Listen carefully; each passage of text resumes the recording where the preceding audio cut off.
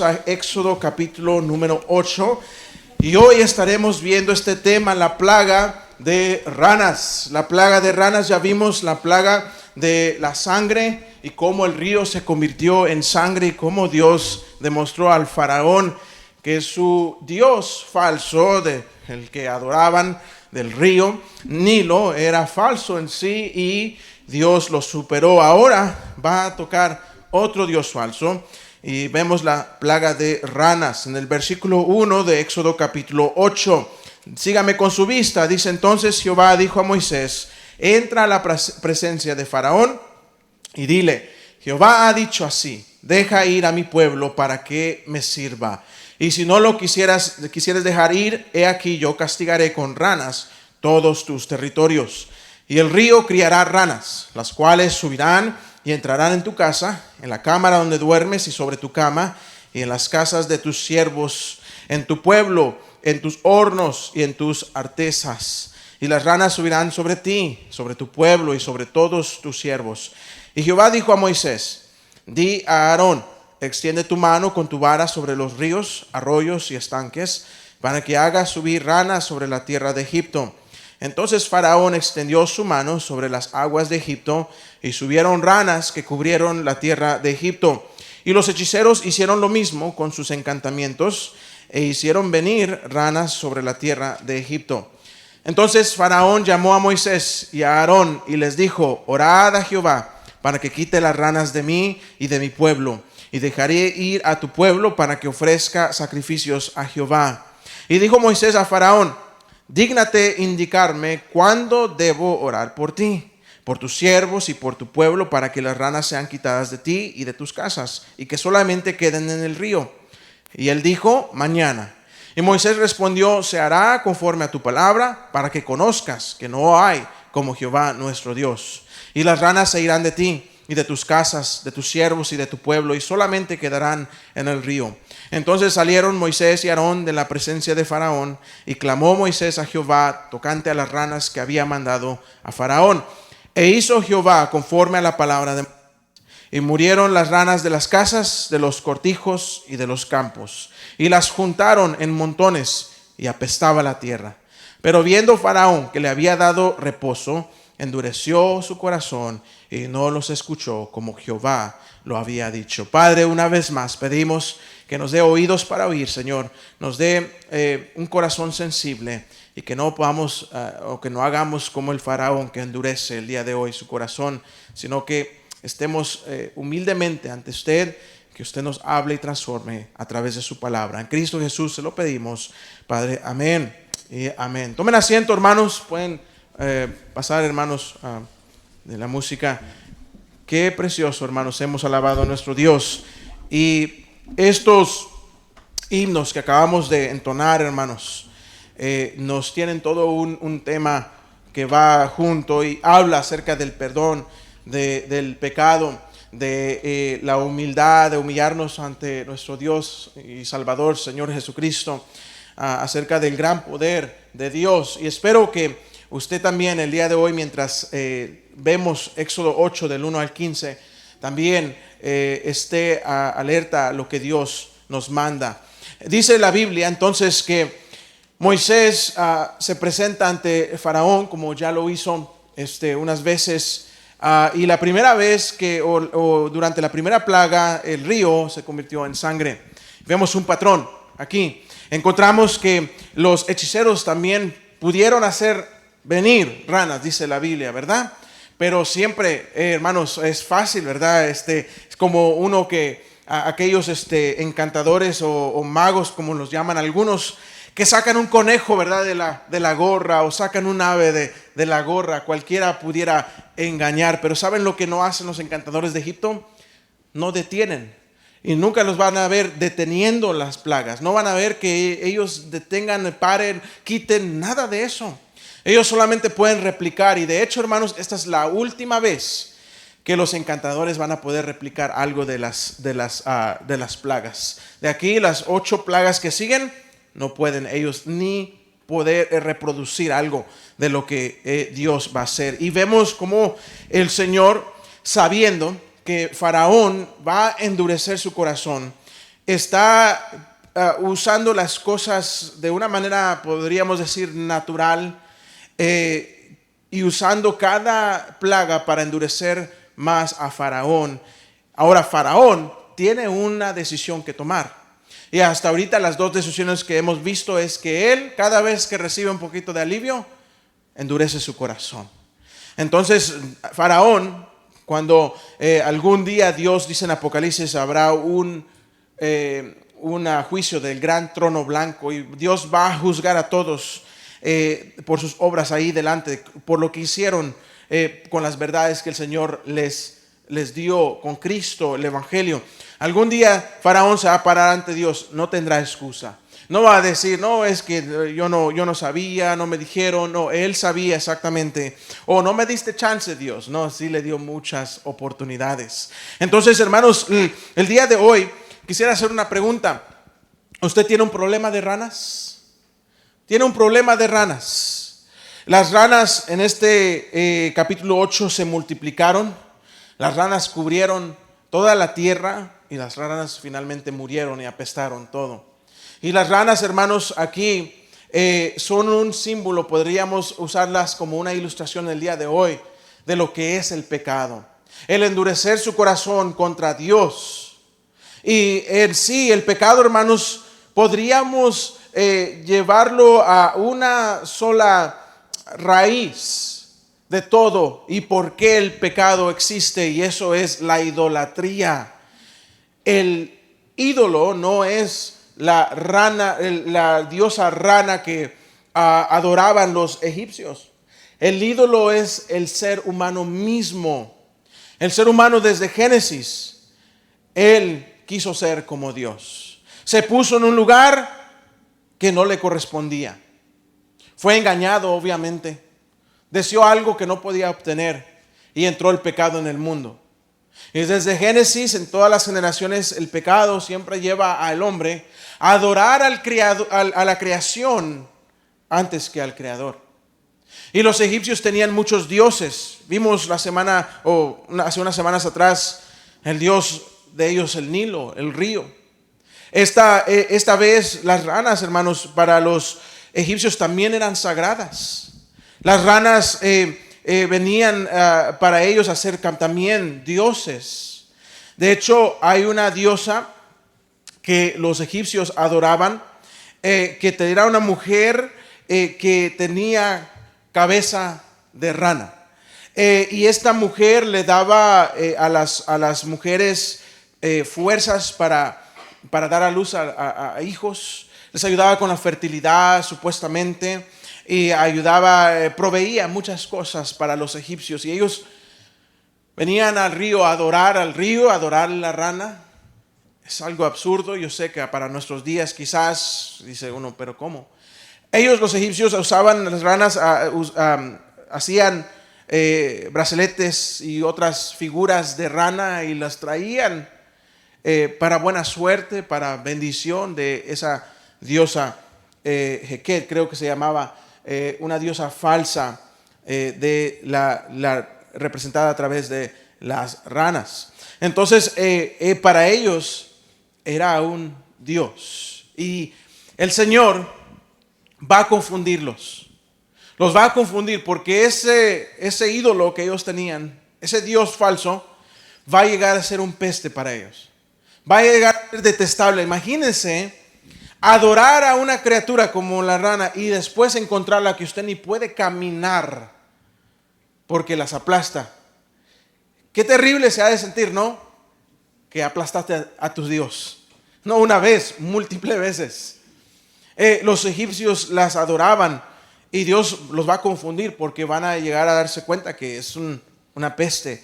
Entonces, ese ídolo, esa idolatría, ese pecado, hermanos, vino a hacerles mucho daño a los egipcios. ¿Sabe? Cuando tenía unos 8 a 9 años, en nuestra iglesia habían construido un templo enfrente, grande.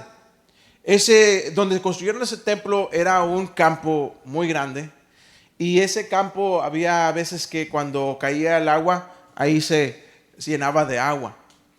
Y después, aún después de que construyeron el templo ahí, nosotros después de los cultos entre semana, teníamos culto los miércoles, después del culto entre semana, de niños salíamos alrededor del templo a buscar ranas. Y atrapábamos muchas ranas, hermanos. No sé por qué, pero se daban muchas ranas. ¿A cuántos les gustan las ranas aquí? ¿Sí? ¿No? ¿Cuántos han agarrado una rana en sus manos? ¿Sí? Ok, hay unos cuantos. Ok. ¿Cuántos han disectado una rana? Sí lo hicieron en la escuela, ¿verdad? Bueno, a algunos ¿verdad? No les hace mal tocarla, ¿verdad? La rana, usted la puede tocar, aplastar, está toda, ¿verdad? Y pegoscle y toda la cosa. Y otros ni las quieren. Ya vi por las caras de algunos que ni quieren acercarse a ellas, ¿verdad? Ya me imagino algunos por la cara que ponen. Si pasa una rana, ¡ah! ¿Verdad? Y gritan y han de hacer unas cosas raras. Algunos no dijeron nada porque se las comen, ¿verdad? Pero está bien, como sea. Como sea, está bien. Algunos las aman literalmente, en todo sentido. Y otros no tanto. Aquí los egipcios no iban a tener, ahora sí que, opción. Dios, por causa del faraón y por su dureza de corazón, va a hacer que toda la tierra de los egipcios esté llena de ranas. Y hay una lección importante, hermanos, que ver, que a veces tomamos decisiones nosotros y pensamos que nada más nosotros vamos a sufrir las consecuencias. Pensamos que, bueno, a mí me pasa y ya. No, las consecuencias a veces vienen a muchos más. Entonces hay que tomar en cuenta esto y ver, hermanos, en esta tarde algunos principios y cómo nosotros podemos quizás tener un problema de ranas también sin saberlo, quizás. Veamos cómo las ranas se multiplicaron. En el versículo 1 al 3 nos dice que Dios las mandó y Dios les dijo que estas ranas, en el versículo 3 dice, el río criará ranas, las cuales subirán y entrarán en tu casa. Faraón, es más probable que Faraón tenía su palacio muy cerca al río Nilo. Recuerden que era su Dios. Ok, ahora Dios le dice, las ranas van a entrar en tu casa. Faraón no tenía ningún problema ir al río y adorar la rana ahí, ¿verdad? Pero ahí quedaba. Entraba a su casa, ahí nos vemos hasta el otro día. Ahora esas ranas iban a entrar en la casa del faraón. No solamente en la casa, miren lo que dice, en la cámara donde duermes. Ustedes se imaginan llegar bien cansado un día de trabajo, bien cansado, y usted dice, lo que quiero es mi cama. Y acostarse en una cama de ranas. ¿Se imaginan eso? Están de ladito usted ahí bien dormidito. De repente llegaron estas ranas a su cuarto. Usted se da la vuelta a darle un beso a su esposa y ¡uy! Una rana se encuentra ahí, ¿verdad? O esposa a su esposo, ¿verdad? Algunos que saben el cuento dicen, bueno, pues intentemos, ¿verdad? A ver si sale el príncipe. ¡Qué terrible! En la casa, en el lugar íntimo como lo que es el cuarto, la recámara, su cama, en su baño. Dice ahí sobre tu cama y en las casas de tus siervos, en tu pueblo. Luego dice en tus hornos y tus artesas. En otras palabras, donde haces el pan. En tu horno van a estar las ranas. Si ustedes conocen un poquito la cultura de Egipto, cómo ellos hacen como una tortilla grande, un pan, realmente es un pan grande. Y es una olla que como que la ponen boca abajo, ¿verdad? Así. Y la echan encima, la calientan y encima ponen, ¿verdad? Sale bien redonda, bien bonita. Pero esa misma olla, antes de eso, ahí es donde ponen todo, la masa, ¿verdad? Todo lo que, cuando ya prepararon para la masa del pan, ahí la dejan sentar un rato. ¿Se imagina usted llegando me voy a hacer un rico pan y encontrar lleno de ranas su pan? Hermanos, esto no es cualquier cosa. A veces las caricaturas nos han engañado y a hacerlo ver como chistoso, ¿verdad? Ranas por donde quiera. Los niños aquellos que han visto ¿cómo se llama el programa? Mi Biblia pequeña o algo así. Mi pequeña Biblia. Donde hacen las historias bíblicas, pero les meten un poquito más ahí de lo que está en la Biblia. y lo hacen como humoroso, ¿verdad? Es chistoso. No, esto no tenía nada de chiste, hermanos. No era nada bonito. Quizás para algún loco por ahí que otro que le aman las ranas, quizás, ¿verdad? Pero llegó al punto donde todos estaban cansados de las ranas. Saben que hace 2 semanas hubo un reportaje, lo pueden buscar en el estado de Utah. Una mujer estaba manejando y se dio cuenta que había algo en la carretera. Se orilló y grabó. Y grabó, hermanos, en la carretera estaban cruzando miles y miles y miles de estos como ranas o sapos o no sé qué eran. Pero miles, hermanos. La carretera estaba blanca de tantos cadáveres, ¿verdad? De las ranas. Y la señora dijo eso, que cuando ella vio tanta rana, lo primero que le vino a la mente fue esto, la Biblia, la historia. Y de la misma manera, hermanos, nosotros deberíamos de mirar a esta historia y debería de verdad llevarnos a buscar la importancia de las lecciones en ellas. No son lecciones nada más de escuela dominical que aprendimos humorosas. Hay una enseñanza mucho más profunda que eso. Así que vayamos a la palabra de Dios y veamos qué enseñanzas hay aquí. En primer lugar, hermanos, estas ranas representan la dureza del corazón de Faraón y sus consecuencias. Las ranas, hermanos, pueden ser aquel pecado que se sigue multiplicando y multiplicando en nuestra humanidad. Tenemos un problema, hermanos, el problema del pecado. Y el pecado, hermanos, se multiplica en nosotros. Y si nosotros endurecemos nuestro corazón como Faraón, es una decisión que Dios va a permitir si usted así lo quiere. O usted puede ver el problema de las ranas y decir, no, esto tiene que tener un fin. Faraón llegó a un momento donde él ya estaba, ahora sí que hasta acá, ¿verdad? Ranas. Literalmente, creo. Y vino a Moisés, llamó a Moisés. Y encontramos el tipo de arrepentimiento por decirlo así, aunque no es arrepentimiento, de Faraón.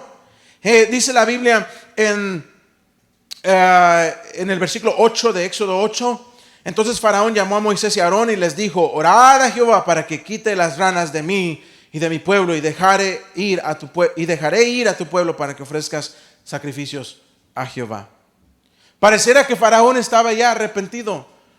Sabemos que la Biblia en el versículo 15 aclara, pero viendo Faraón que le habían dado reposo, endureció su corazón y no los escuchó, como Jehová lo había dicho. Sabe, Dios conoce cada uno de nuestros corazones. Él sabe. Y a pesar de la dureza de nuestros corazones, muchas veces Él tiene misericordia. La semana pasada estamos viendo 2 de Pedro 3, donde Dios es un Dios misericordioso y paciente, no queriendo que ninguno perezca, pero que todos vengan al arrepentimiento. Hay algunos que cuando el pecado y sus consecuencias, porque eso es, las consecuencias del pecado de Faraón le trajo una plaga de ranas. Y cuando él vio las consecuencias, él dijo, ay, sí, quítalas, ay, qué terrible, estoy cansado. Ora a Dios, a tu Dios, para que los quite. Y así hay muchos que se encuentran en consecuencias y dicen, oh, sí, ora a Dios, haz algo por mí, ayúdame, estoy sufriendo, pero nada más le pasa la plaga y endurece su corazón. En el que no conoce a Dios, el inconverso, es natural. La Biblia nos dice que nuestra condición antes de Cristo y venir a creer en Él por la fe, estamos muertos en nuestros delitos y pecados. Estamos alejados de Dios, estamos viviendo una vida vacía, somos ahora sí que zombies, caminando espiritualmente hablando, porque no hay vida en nosotros. Pues ¿sabe lo que es triste, hermanos? Que muchas veces como cristianos, ya conociendo el Evangelio, sabiendo que el Señor ha perdonado y cantamos como hoy, jamás mis pecados contará. Pero tienes un problema de ranas. Las ranas están en tu casa, ahí las tienes. y piensas, todavía puedo. Las ranas están en tu recámara. Las ranas están en todas partes de tu vida y van a seguir creciendo. Y no es absurdo el saber que nosotros tenemos el poder para quitar de nosotros esa plaga en el nombre del Señor Jesús. Y aún las tenemos. Es más, las alimentamos. Ahí están, son nuestras mascotas. Hermanos, como cristianos, nosotros mire lo que nos sucede. Eso es algo real. Romanos capítulo 7, hermanos. Quizás algunos tenemos problemas con ranas el día de hoy. Necesitamos venir y pedirle al Señor que las quite. En Romanos capítulo 7, en el versículo 15. Pablo, siendo, creo yo, y usted también estoy seguro que estaría de acuerdo en decir que Pablo era un hombre espiritual, ¿verdad? Un hombre que servía a Dios, amaba a Dios. Mire lo que dice en Romanos 7:15. Sígame con su vista, por favor. Vamos a ir hasta el 25, porque es tan interesante esto. Dice en el versículo 15, porque lo que hago no lo entiendo. Pues no hago lo que quiero, sino lo que aborrezco, eso hago. Y si lo que no quiero, esto hago, apruebo que la ley es buena. De manera que ya no soy yo quien hace aquello, sino el pecado que mora en mí. Y yo sé que en mí, esto es en mi carne, no mora el bien, porque el querer el bien está en mí, pero no el hacerlo. Porque no hago el bien que quiero, sino el mal que no quiero, eso hago. Y si hago lo que no quiero, ya no lo hago yo, sino el pecado que mora en mí. Así que queriendo yo hacer el bien, hallo esta ley, que el mal está en mí. Porque según el hombre interior me deleito en la ley de Dios, pero veo otra ley en mis miembros que se rebela contra la ley de mi mente y que me lleva cautivo a la ley del pecado que está en mis miembros. Miserable de mí, ¿quién me librará de este cuerpo de muerte? Gracias doy a Dios por Jesucristo, Señor nuestro. Así que yo mismo con la mente sirvo a la ley de Dios, mas con la carne a la ley del pecado. Hermanos, el Señor, si usted ha creído en el Señor Jesucristo por la fe, su obra redentora, usted en un momento se arrepintió de sus pecados, reconoció su necesidad y vino humillado a pedirle a Dios que le perdone. Dios le salvó, Dios le perdonó, porque Él acepta nuestra fe. Pero no todo, ¿verdad? No todo está santificado completamente. Todavía tenemos esta lucha con nuestra carne, nuestra naturaleza de Adán. Nuestro cuerpo mortal, dice Pablo aquí, ¿verdad? Nuestra carne. Y hay una lucha diaria que se lleva a cabo, es la lucha del espíritu contra la carne. El espíritu, como dice Pablo, quiere hacer lo bueno, pues la carne no. La carne quiere seguir haciendo lo mismo que hacía antes.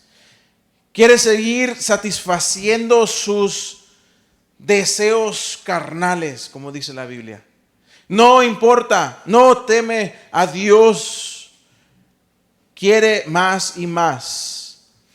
Y sabe que hay muchos cristianos que vienen a la iglesia cada domingo, salen de la iglesia y están perdiendo la lucha contra la carne. Las ranas siguen ahí, infestando tu vida. Cuando Pablo dice, ¿quién me librará de este cuerpo de muerte? Hay una respuesta en 1 de Juan, capítulo 2, versículo 2. El apóstol amado nos dice esto. 1 de Juan 2:2 dice así, y Él es la propiciación por nuestros pecados. Y no solamente por los nuestros, sino también por los de todo el mundo. ¿Quién es la propiciación? Jesús. ¿Qué es propiciación? Cuando el sumo sacerdote entraba al lugar santísimo con la sangre del cordero, él tomaba sangre y regaba la sangre sobre un lugar específico. Y eso se llamaba hacer propiciación, cubrir.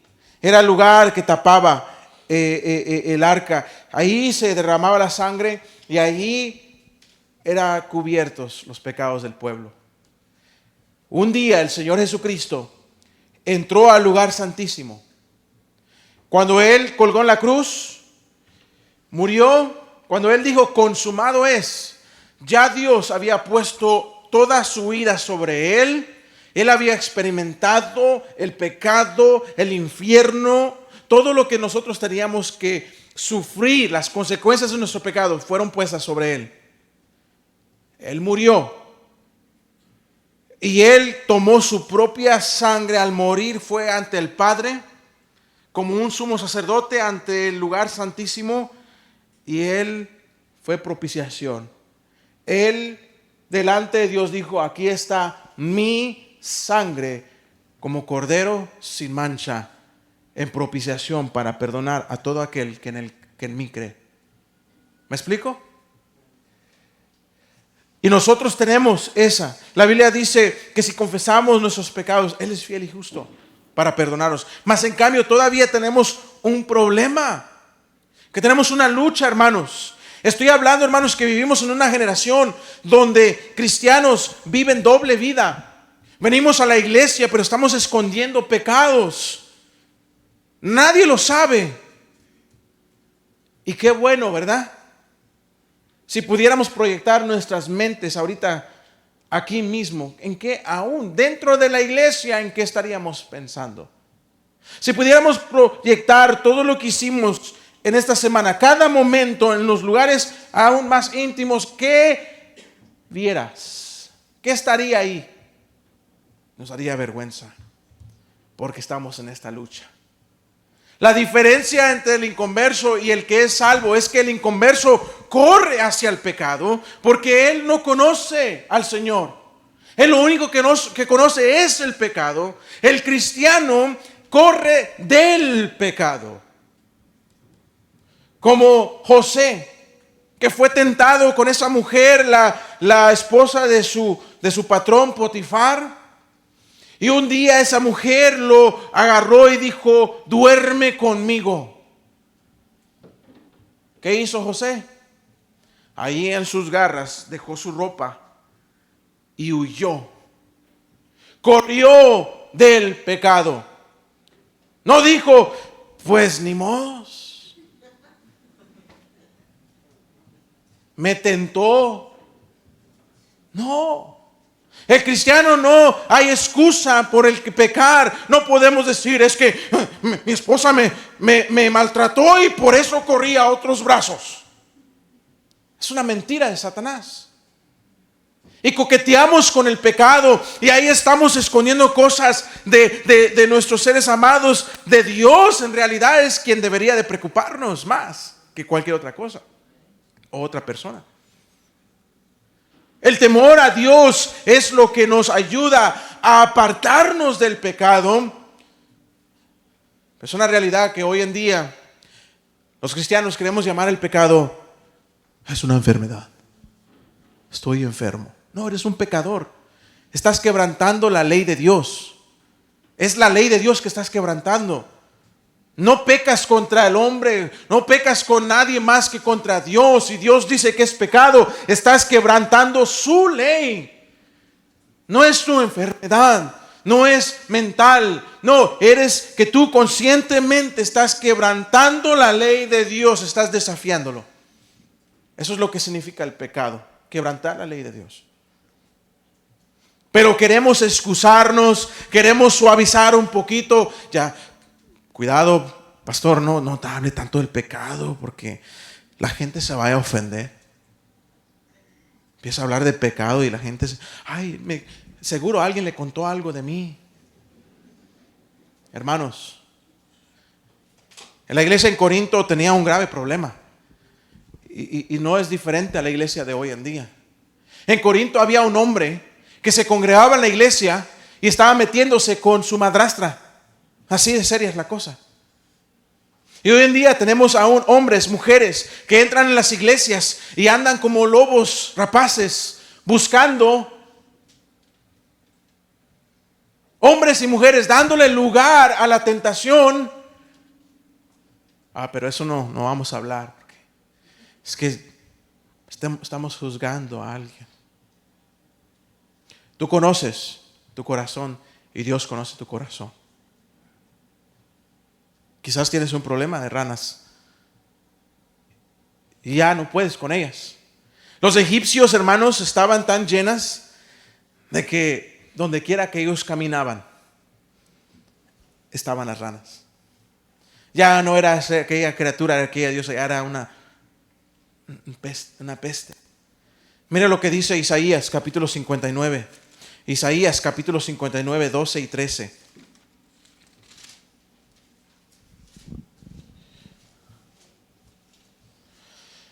Isaías 59, 12 y 13. Esto es la confesión del pecado de Israel que está haciendo para con Dios el profeta. Me encanta cómo empieza el profeta diciendo: he aquí, no se ha cortado la mano de Jehová para salvar, ni se ha agravado su oído para oír. En Isaías 59, 12 y 13. Porque nuestras rebeliones se han multiplicado delante de ti, y nuestros pecados han atestiguado contra nosotros. Porque con nosotros están nuestras iniquidades y conocemos nuestros pecados.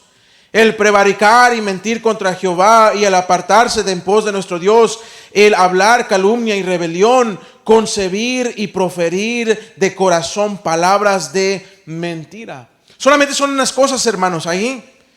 Prevaricar, el provocar a Dios, mentir contra Dios, apartarnos de nuestro Dios, hablar calumnia y rebelión, concebir en nuestro corazón y proferir, es actuar de corazón palabras de mentira. Dice usted: no, yo no soy de esos, yo no me acuse yo no soy como aquel en Corinto. Pablo sigue hablando a los hermanos. Tenía un problema de celos entre ellos.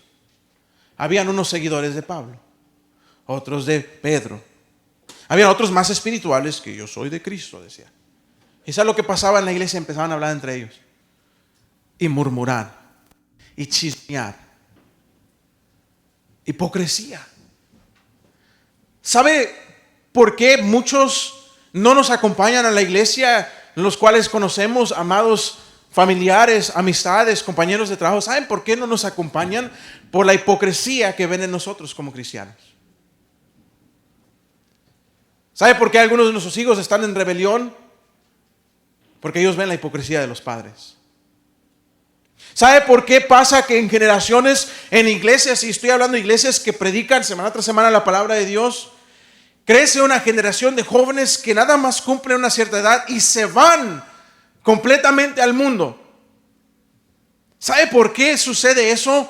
Porque lo que hemos aprendido a hacer es vivir en una religión en la iglesia.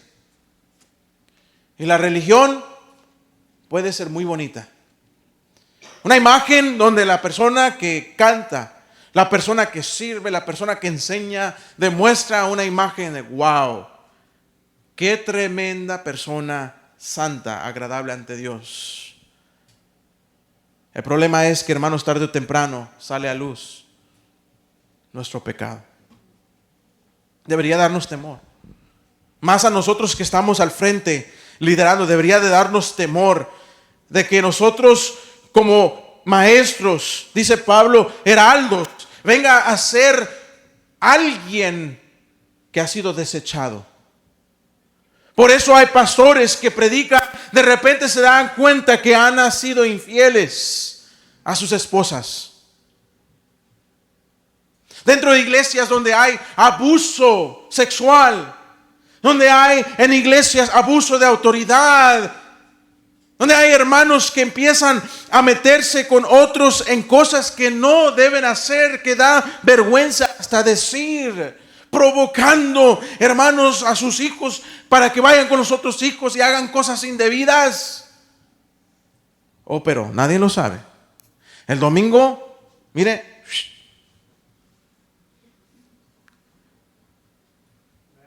bien cristianos. Tarde o temprano sale a luz, hermanos. Es tiempo de humillarnos ante Dios como hijos de Dios, decir: Señor, tú conoces mi corazón, sabes lo que soy. No permitas que el pecado controle mi vida. Porque, hermanos, no somos nosotros esclavos al pecado más. Lea Romanos 6. No somos muertos al pecado. La tentación va a venir. ¿Cómo podemos vencer la tentación? ¿Cómo venció la tentación el Señor Jesucristo? El diablo venía y decía: hey, bien cristiano el diablo, ¿verdad? Escrito está. Hey, la Biblia dice de ti: no te tocará tu pie, nada, aviéntate de acá. Y el Señor dice: ¿no? Escrito está también, le dice, ¿verdad? Venció la tentación conociendo las palabras de nuestro Dios. Hermanos, no hay excusa. Quizás tienes un problema con ranas en tu casa, hermanos. ¿Y sabe qué? Cuando las ranas se multiplican, ¿qué dice aquí en Éxodo 8? Que cubrieron todo, hermanos. Estaban por todos lados. ¿Saben que los egipcios tenían algo que hasta el día de hoy se está establecido en todos los que han estudiado a los egipcios y su cultura? Eran muy limpios. Era el orgullo de ellos, ser personas limpias. No les gustaban tener cosas sucias. Ellos tenían una tecnología que cambiaron el mundo completamente. Pero ahorita estaban ellos sucios. ¡Qué terror! ¿Sabe? Esta plaga era peor que la primera, porque la primera a lo menos se mantuvo en el río. La sangre ahí estaba, ¿verdad? Pero allá en el río no entró a la casa. Esta vez entra a la casa. Infecta a todas partes. Imagínense agarrar su taza de café, se va a hacer una tacita de café, y dentro de su taza hay un gran sapo ahí. Y cuando sale ese sapo deja algo ahí también. No vamos a hablar de eso. Y lo limpia y va a su cafetera y ya echó su agüita, ¿verdad? Y su cafetera apenas la va a prender y está lleno de sapos. Ahí está un jacuzzi, ¿verdad? O sea, para ellos era algo detestable. No lo podían creer. Todos lados habían ranas.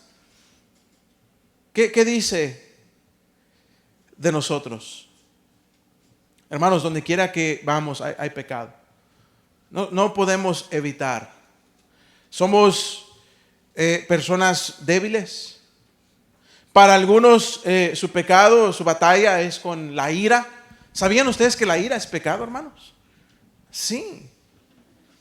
¿Y cuántos somos iracundos, cabezones? Amén. ¿Cuántos me acompañan? Caramba, hermano. Y uno se queda, ¿verdad? Después, pero ¿qué te pasa? ¡Qué tonto! ¿Verdad? No me puedo patear yo mismo así porque no me puedo. Para otros es algún pecado sexual. Para otros es mentira. La mentira es el pecado. Aunque las mentiritas blancas decimos, no, mentira es mentira. Para otros son las redes, cosas que entran por estos ojos y pensamientos. Dice la Biblia, pensamientos, nuestra concupiscencia, lo que pensamos. Pecados habituales, por decirlo así, que se repiten y no hemos vencido. Eso es lo que Pablo está diciendo en Romanos 7. Y cuando usted está batallando con esto, hermanos, sabe, se siente miserable. Cuando caemos deberíamos de sentirnos miserables. Deberíamos de sentirnos, humanamente hablando, terribles, sucio del pecado. Más gracias damos a Dios por Cristo, dice Pablo. Porque si fuera, nos dejamos y ahí nos quedamos, hermanos, ¿sabe lo que sucede? Empieza el pecado a crecer y empieza a afectar a nuestra familia. Empieza a afectar a nuestros hijos, empieza a afectar, hermanos, otros familiares, amistades, compañeros de trabajo, en algunos de que son dueños de negocios, les afecta sus negocios. Y no se diga la iglesia, afecta. Dios, hermanos, destruyó a mucha gente por causa del pecado de un hombre que decidió que él iba a esconder algo que Dios había dicho no toque nada, y él decidió lo voy a esconder, nadie más lo sabe. Y Dios mató a Acán, Dios mató a su familia, sus hijos, aparte de aquellos que fueron a pelear y murieron por causa del pecado de Acán. Hermanos, el pecado es serio. Miren lo que dice Romanos 6, 17 y 18.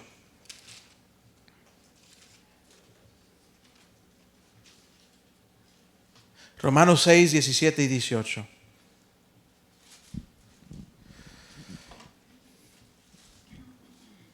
Romanos 6, 17 dice: pero gracias a Dios, que aunque erais esclavos del pecado, habéis obedecido de corazón a aquella forma de doctrina a la cual fuisteis entregados. Y libertados del pecado, vinisteis a ser siervos de la justicia. Gracias a Dios, hermanos. Porque sabe que nosotros podemos, a pesar de nuestro pecado, podemos ir al Señor y entregarle nuestro corazón, nuestra vida, y decir: Señor, ya no quiero ser esclavo a este pecado. Quiero ser esclavo de la justicia. ¿Qué es la justicia? La justicia, hermanos, habla del mismo carácter de Dios. Dios es Dios justo. Dios tiene un camino justo. Él anda por lo correcto, hace lo correcto. Dios nunca falla. Y nosotros somos hijos de Dios, hijos de la justicia. Nosotros ya no somos esclavos del pecado, por lo cual debemos nosotros acostumbrarnos a entregar nuestra voluntad de nuestra carne, hacer morir las obras de nuestra carne y alimentar el espíritu para poder vivir la justicia de Dios. Realmente es muy sencillo, hermanos. Usted se levanta cada día, y cuando usted se levanta, ya sea que se levante del lado correcto de la cama o el lado incorrecto de la cama, que a veces es verdad, como sea, el momento que usted toma un paso, ahí usted decide: hoy yo hago el bien, por la gracia de Dios, por el Espíritu Santo de Dios que vive en mí. O usted decide: ignoro eso, hoy voy a darle lugar a lo que yo quiero, lo que me gusta. Empieza con una decisión, un paso. Momento que su cara abre su celular, usted decide: ¿qué vas a hacer? El problema es que, hermanos, para los egipcios llegó un momento donde ya no aguantaban. Para nosotros va a llegar un momento, hermanos, donde ya no vamos a aguantar. Y mire lo que sucede en versículo 8 de Éxodo capítulo 8, hermanos. Dios les quita, ¿verdad?, las ranas, y las ranas mueren. Dice la Biblia, mire cómo dice, hermanos, en el versículo 12. Veamos. Entonces salieron Moisés y Aarón de la presencia de Faraón, y clamó Moisés a Jehová tocante a las ranas que había mandado a Faraón. Un momentito, una pausa. Tengo que decirle esto, hermanos.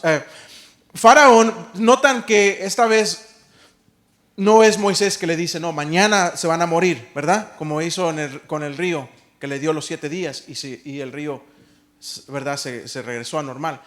Esta vez Moisés le pregunta a Faraón: ¿cuándo quieres que se vayan? Faraón todavía le dice: mañana. Faraón, hermanos, queriendo todavía controlar a Dios. Ahora, si Moisés le hubiera dicho: mañana van a estar muertas las ranas, hay muchos que estudian esto, dicen que hay una posibilidad que eso le dé lugar a Faraón a poder decir: no, pues murieron, o sea, ya naturalmente, era obvio, ya estábamos cansados, era una plaga, Tenían que haberse empezado a morir, ya las ranas no estaban en su lugar natural, ya habían pasado días y no pueden sobrevivir así las ranas. Tarde o temprano se iban a empezar a morir. Entonces Moisés le da a Faraón esa dicha, por decirlo así. Tú escoge, ¿cuándo quieres? Y Faraón todavía dice, no, mañana. Queriendo controlar a Dios todavía, ¿no? Pero se murieron. Moisés viene y ora, dice clamó Moisés a Jehová. Esa palabra clamar hermano, clamar es rogar a Dios. ¿Sabe lo que Moisés está haciendo? Moisés está diciendo, Señor, le acabo de decir a Faraón que escoja, y él dijo mañana, Señor, por favor, cumple, Señor, que sea mañana, cuando digo, para que él vea que tú eres Dios. Y si no lo hacía Dios, ¿qué iba a decir el Faraón, no?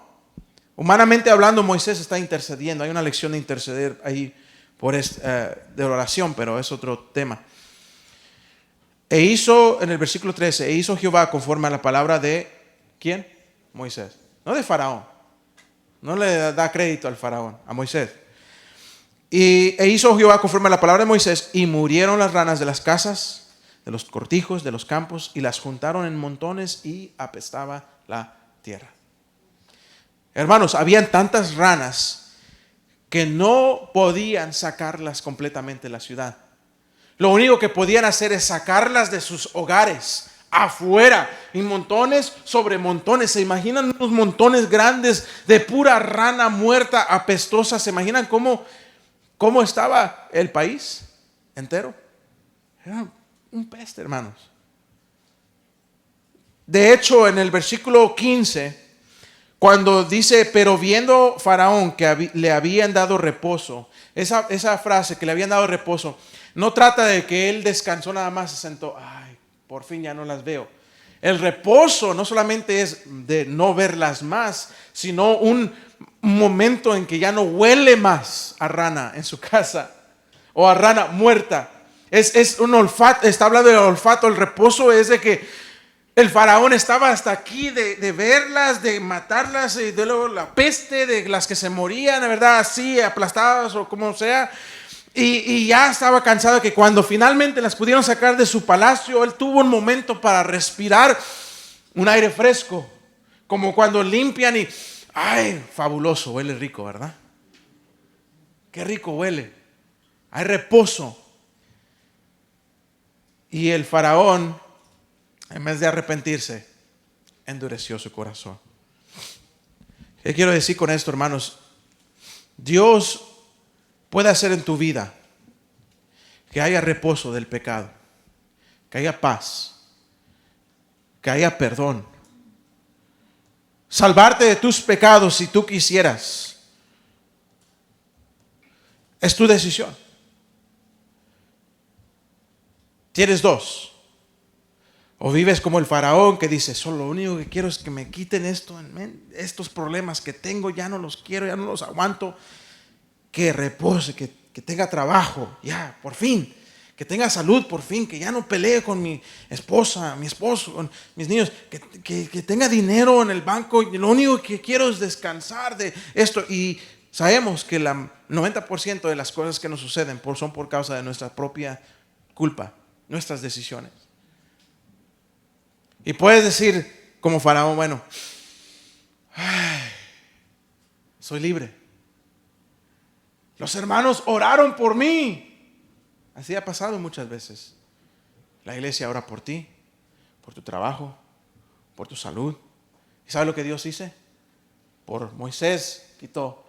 Lo que Dios hace es por la iglesia, muchas veces te bendice, te guarda, te trae con bien incluso, te da lo que necesitas. Y cuando tú estás, ay, qué rico se siente, allí es el momento vital donde tú miras al Señor y dices, Señor, eres tan bueno conmigo, me has dado tantas cosas, Señor, yo me entrego a ti, te doy mi corazón y mi vida, te quiero servir a ti completamente, quiero que mi familia te sirva, quiero que todo lo que yo haga te glorifique, Señor. Me arrepiento de haber vivido tanto tiempo en pecado, en ruina, y por las consecuencias estoy aquí humillado, Señor, me entrego, Señor.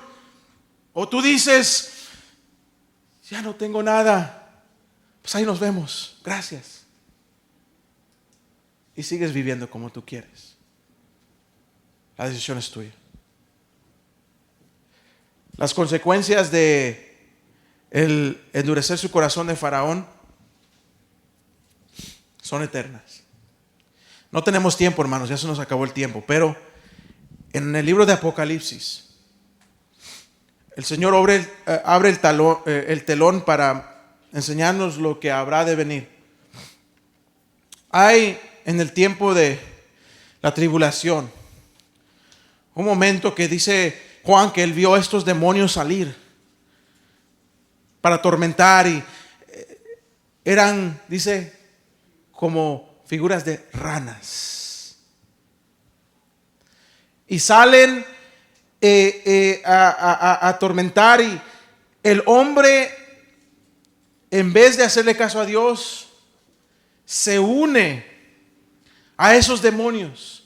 Endurecen su corazón y van detrás del anticristo y se unen para una última batalla en contra de Israel. Y es en esta batalla del Armagedón, todo este pueblo que ya vio cómo Dios obró en mucho, escuchó los dos testigos que después fueron muertos y después resucitaron. Ya los 144,000 judíos salieron a evangelizar. O sea, no hay excusa. Ellos deciden obedecer al mal, y con la palabra de Dios son destruidos. Dios es muy misericordioso. Dios es amor, es cierto. Pero como decía el miércoles, Dios es un Dios justo. La decisión está en tus manos. Dios dice: hago esto para que tú veas que yo soy Jehová, yo soy Dios. ¿Vas a endurecer tu corazón o te vas a entregar a Dios? Tú decides.